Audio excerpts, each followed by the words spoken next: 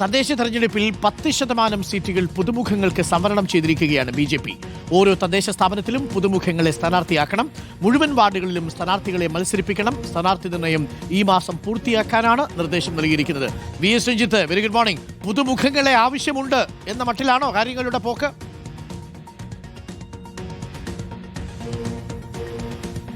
തീർച്ചയായും യുവാക്കൾക്ക് പ്രാതിനിധ്യം കൊടുക്കുന്നു എന്നുള്ളത് സാധാരണഗതിയിൽ എല്ലാ രാഷ്ട്രീയ പാർട്ടികളും ചെയ്യുന്നതാണ്. അതിൽ തന്നെ പുതുമുഖങ്ങൾ വേണമെന്നുള്ളതാണ്. ഇതുവരെ മത്സരിക്കാത്ത ആളുകളെ മത്സരിപ്പിക്കുക എന്നുള്ളതാണ് BJP ചെയ്യുന്നത്. അതിലൂടെ കൂടുതൽ ആളുകളെ പാർട്ടിയിലേക്ക് കൊണ്ടുവരിക, അതുപോലെ തന്നെ ഓരോ വാർഡുകളിലും ജനസ്വാധീനമുള്ള ആളുകളെ കണ്ടെത്തി അവരെ സ്ഥാനാർത്ഥിയാക്കുക എന്നുള്ളതാണ്.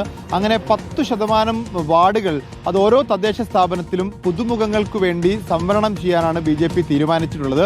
അതോടൊപ്പം തന്നെ മുഴുവൻ വാർഡുകളിലും ഒരുപക്ഷെ BJPക്ക് സ്വാധീനമില്ലാത്ത ന്യൂനപക്ഷങ്ങൾ പൂർണ്ണമായും താമസിക്കുന്ന മുസ്ലിം ന്യൂനപക്ഷങ്ങളോ ഒക്കെയുള്ള അങ്ങനെയുള്ള വാർഡുകളിലാണെങ്കിൽ പോലും അവിടെ താമര ചിഹ്നത്തിൽ ആർക്കെങ്കിലും വോട്ട് ചെയ്യണമെങ്കിൽ അവർക്ക് വോട്ട് ചെയ്യാനായി ഒരു സ്ഥാനാർത്ഥി ഉണ്ടാവണം എന്നുള്ളതാണ് BJP നിശ്ചയിച്ചിട്ടുള്ളത്. അതിന് അങ്ങനെ 15,000 വാർഡുകളിൽ ജയിക്കണം എന്നുള്ള ലക്ഷ്യത്തോടു കൂടി അവർ പ്രവർത്തിക്കുന്നു.